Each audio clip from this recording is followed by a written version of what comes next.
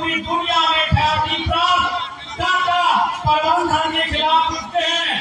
आज निर्मल के सवाल टाटा में आके उठते हैं उन रैयतों के पक्ष से जिन्होंने आज टाटा को जमीन दिया था कि आपने आज सैकड़ों साल से आपने कंपनी का संचालन किया, आप 1 रुपए से आज 20 लाख करोड़ संपत्ति के मालिक हो गए, लेकिन जिन लोगों ने जमीन दिया है आज उन लोगों की स्थिति कहाँ है? ये सवाल आज उनके सीने से उठता है।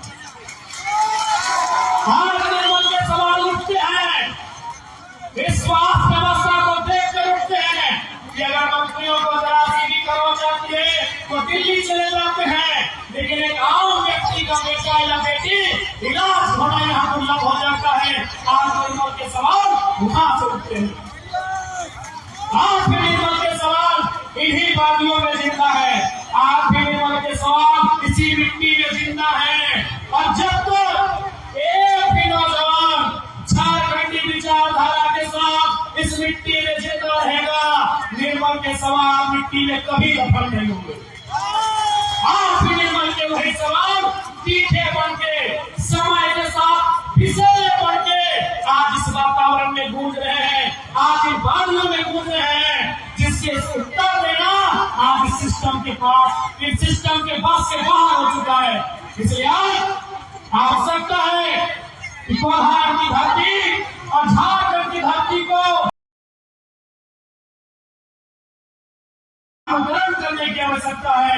आज चाहे कोल्हार रहे, चाहे कोयलांचल रहे या संथाल परगना रहे, जिस उम्मीद के साथ, जिस सपने के साथ, जिस मकसद के साथ झारखंड राज्य का निर्माण किया गया था, आज वो मकसद कोसों दूर हो चुका है। इसलिए आज सवाल करना बहुत जरूरी है और ये जिम्मेवारी आज की युवा पीढ़ी के कंधों पर है कि आज वो निर्मल की तरह इस प्रकार से सत्ता से शीर्ष में बैठे लोगों से सवाल भी करती है और सवाल का उत्तर भी मांगती है।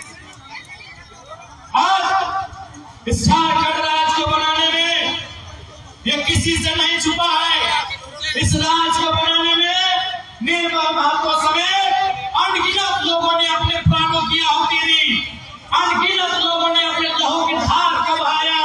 अरे जितना आज खरकई नदी की पानी की धार है, जितना स्वर्णरेखा नदी की पानी की धार है, उससे कई ज्यादा धार में हमारे पूर्वजों ने अपने लहू को बहाया है इस राज्य को सींचने के लिए। लेकिन आज इस राज्य में हमारी स्थिति कहाँ है? आज धनबाद बोकारो गिरिडीह रामगढ़ की सीमा को यदि कोयलांचल कहा जाता है तो जमशेदपुर सरायकेला को लोहांचल कहा जाता है। आज खनिज संपदा से परिपूर्ण ये राज्य हमारा, लेकिन आज यहाँ के नौजवान, उनकी स्थिति क्या है? आज यहाँ के पढ़े लिखे नौजवान पलायन करने पे विवश है।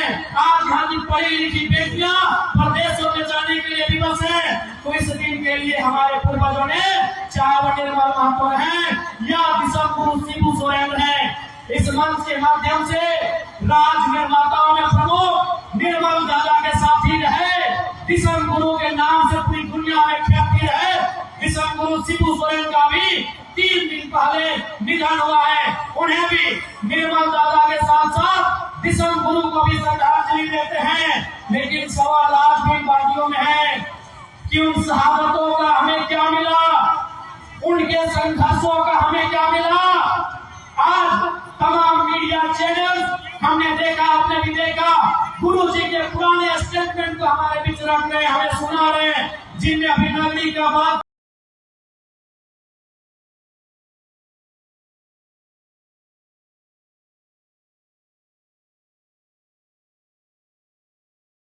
आज हमारे खेतों में कहीं टाटा खड़ा है, आज हमारी खेतों में कहीं टेल्को खड़ा है, आज हमारी खेतों में कहीं टिस्को खड़ा है, आज हमारी खेतों में कहीं उषा मार्टिन खड़ा है, कहीं ज्यादा, कहीं प्यादा तो कहीं आइडा खड़ा है। लेकिन सवाल वही, हमें क्या मिला? आज बहुत सारे, चूंकि जमशेदपुर सरायकेला औद्योगिक क्षेत्र है, यहाँ झारखंड के साथ साथ बिहार, बंगाल, उड़ीसा, गुजरात, पंजाब, राजस्थान के लोग रहते हैं और उनमें एक धारणा बनाई की गई है कि जो नया ये भाइयों के खिलाफ बोलता है, उनमें धारणा बना दी गई है। यदि मेरी आवाज इन बड़ी बड़ी इमारतों में आशियाना बना कर रह रहे किसी बिहारी भाई, किसी यूपी, गुजरात, उड़ीसा, बंगाल के भाई कहां तक जा रही है, जिनके मन में मेरे लिए एक नकारात्मक धारणा बनाई गई है कि हम उनके खिलाफ हैं, तो मैं एक सवाल आपसे भी करूंगा कि यदि आपके पूर्वजों का जमीन उत्तर प्रदेश में, बिहार में, बंगाल में, उड़ीसा में कोई 5 एकड़, 10 एकड़, 50 एकड़ कब्जा करे और आपको लात मारकर भगा दे, तो आपको कैसा लगेगा? आप छतों से बाहर आए और जवाब देंगे। जी हाँ, इन बड़ी बड़ी इमारतों में यदि हमारे बिहार से, उत्तर प्रदेश से, बंगाल से, छत्तीसगढ़ से, उड़ीसा से, गुजरात से, हरियाणा, राजस्थान कहीं के भाई बहन रहते हैं और जिनको लगता है कि हम उनके खिलाफ बोलते हैं, तो आप सामने आकर हमें जवाब दे दें कि यदि आपकी बप्पो की जमीन टेल्को, पूसा, मार्टिन, आयडा, ज्यादा, बियाडा, ABCD अगर 5 एकड़, 50 एकड़ ले और आपको वहाँ एक फोर्समैन की नौकरी में ना रखे, तो आपकी प्रतिक्रिया क्या होगी? हमारे बारे में नकारात्मक होने से पहले आप हमारे गाँव में आओ, आप उन क्षेत्रों में आओ जहां से हम आके अपनी आवाज बुलंद करते हैं, बताइए आपकी प्रतिक्रिया क्या होगी? अरे ये झारखंड है, इसलिए हम लोग गेट बंद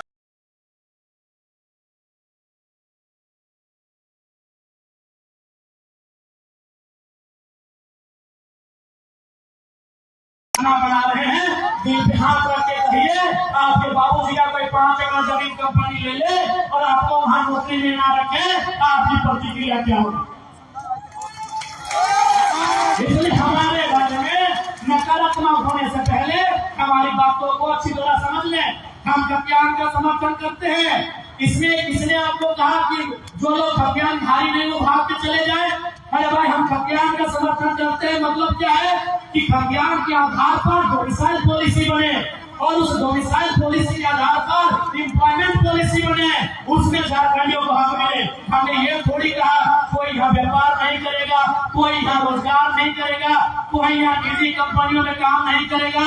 इसलिए कोई भी भावना अपनाने से पहले आप अपने छतों में अपनी खिड़कियों को खोलिए, क्योंकि हमें मालूम है ये आदित्यपुर के क्षेत्र में झारखंड के लोगों से ज्यादा बिहार, बंगाल, उत्तर प्रदेश के भाई बहन लोग रहते हैं। अपने छतों की खिड़कियों को खोलिए और मुझे सुनिए,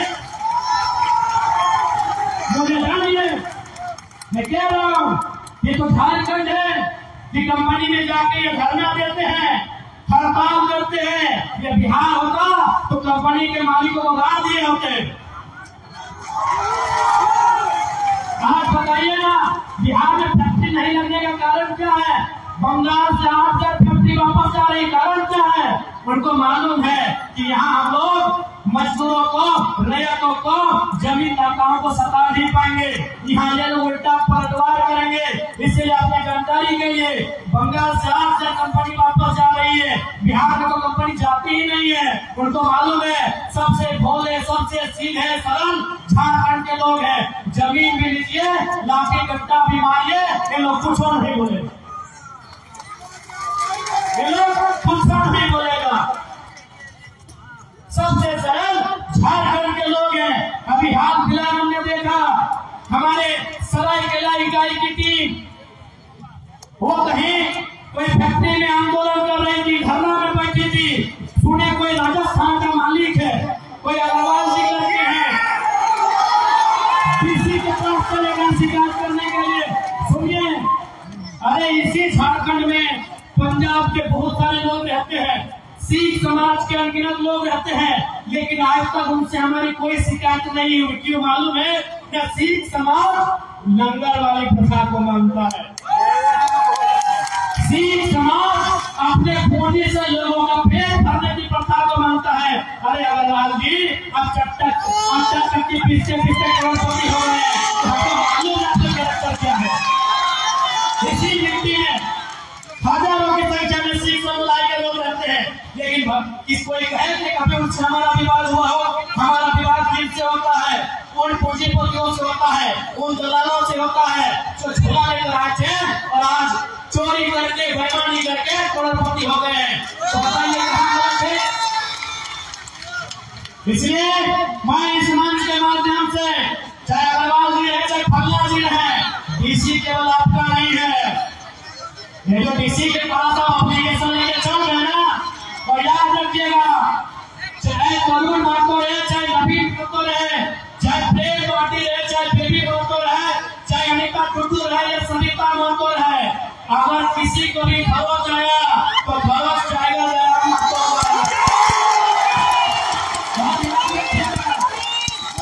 याद रखिएगा, इस बार हम निर्मल दादा की तरह, सुनील दादा की तरह चिता बहुत बाद में जलाएंगे, पहले अपनी समस्याओं को जलाएंगे।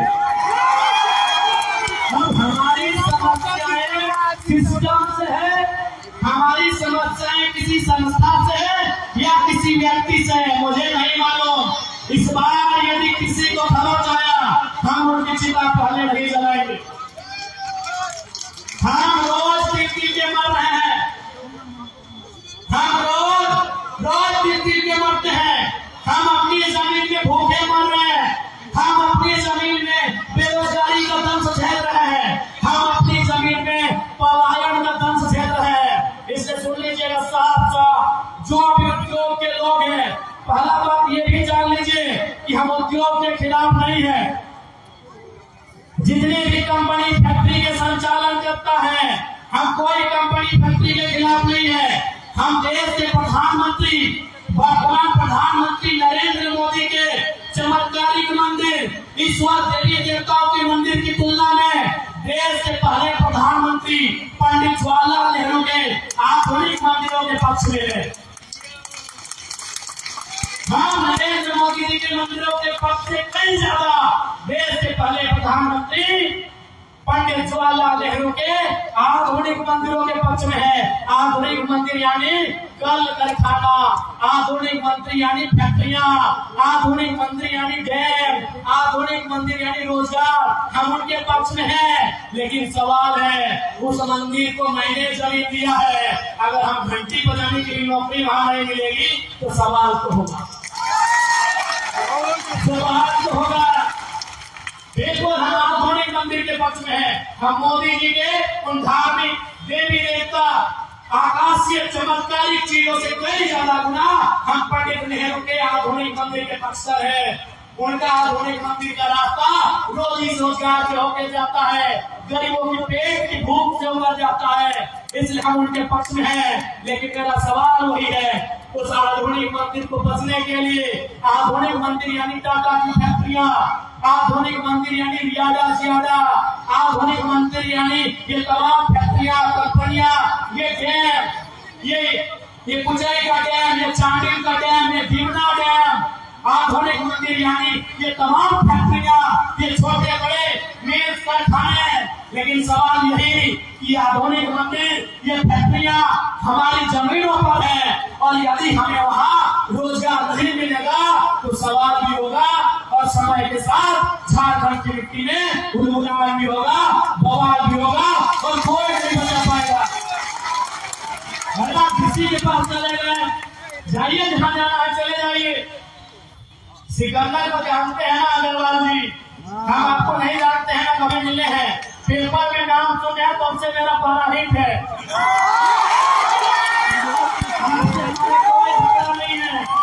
एक तो आटा चक्की पीसते थे राजस्थान से आके, और लोगों को यहाँ झारखंड के मूलवासी, झारखंड के आदिवासी पे जुल्म करिएगा, केस करिएगा, तो याद रखिएगा आने वाले दिन जब काउंटर होगा ना, कोई डीसीएफ के साथ नहीं देगा।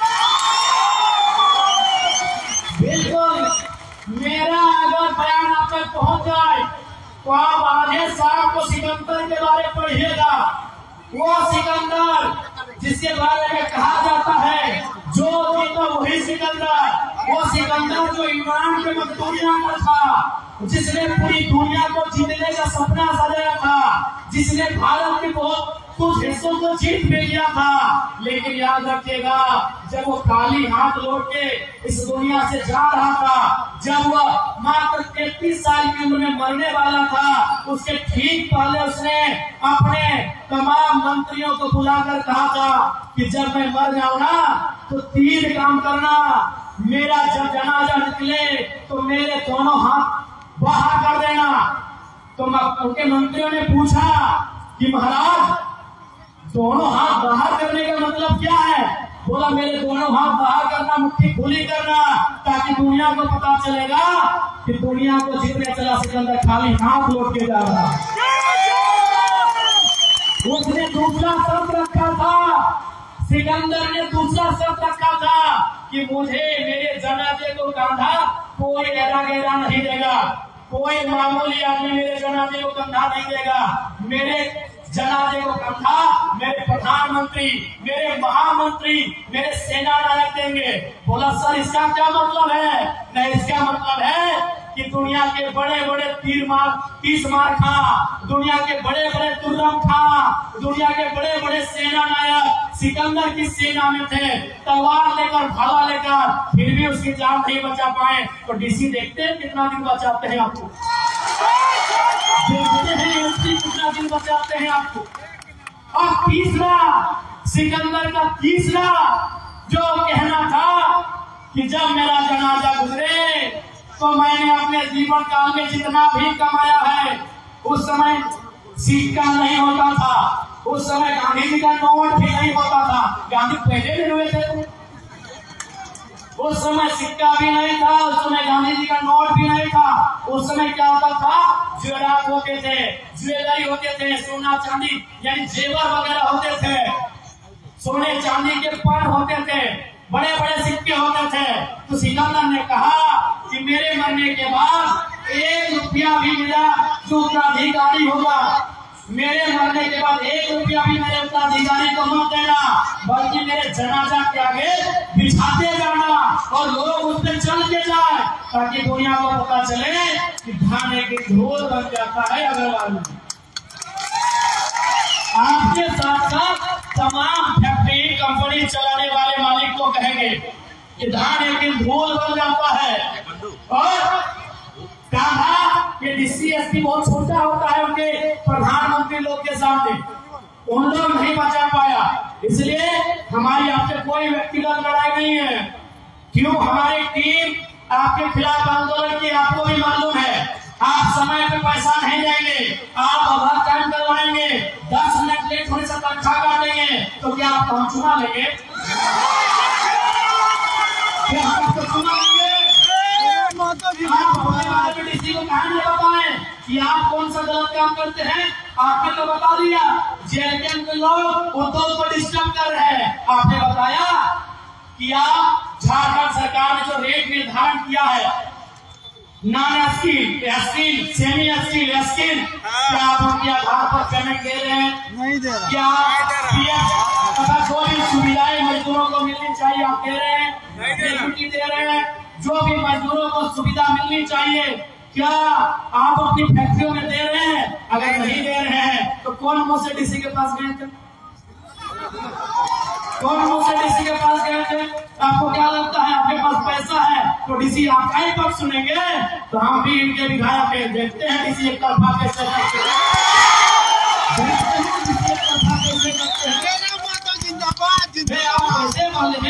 आपको लगा किसी आपके जेल में है, मुंह उठा के चल गए, तो हम भी इनके मेंबर ऑफ लेजिस्लेटिव असेंबली है, देखते हैं किसी एक तरफा। याद रखिएगा हम जनप्रतिनिधि हैं और डीसी कौन है? नौकर साहब है। नौकर साहब का मतलब क्या होता है? देखिए डीसी महोदय, हमारी हम आपके खिलाफ कोई ऐसा वचन नहीं कह रहे हैं, तो सिस्टम में दुनिया को बता रहे हैं। डीसी रहे चाहे एसपी रहे, वो नौकर साहब का बात होते हैं। आप जनता के सेवक हैं, हम जनप्रतिनिधि हैं, हम उनके प्रतिनिधि हैं। आप उनके सेवक हैं, हम उनके प्रतिनिधि हैं। प्रतिनिधि का मतलब क्या होता है मालूम है? नहीं मालूम है तो बता देते हैं। क्योंकि भारत एक लोकतांत्रिक देश है, यहाँ कानून बनाना होता है, यहाँ नियम बनाना होता है, यहाँ विधि बनाना होता है। और जनता डायरेक्ट विधि नहीं बना सकती है, क्योंकि जनता 1 अरब से ज्यादा है। तब ये निर्णय हुआ कि जनता 15 लाख में 20 लाख में वो प्रतिनिधि चुनेगी, वही तो हम है। हम जनता के प्रतिनिधि हैं, हम उन्हीं की आवाज को, उन्हीं के मुद्दों को, उन्हीं की समस्याओं को विधानसभा में, लोकसभा में, राज्यसभा में लेकर जाते हैं। इसलिए जो भी उद्योग घराना ये सोच रहा है कि पदाधिकारी आपके जेब में है, ये गलत बात है, क्योंकि किसी व्यक्ति और जनता के होते हैं, किसी व्यक्तिगत प्रॉपर्टी के नहीं होते हैं। तो जो लोग भी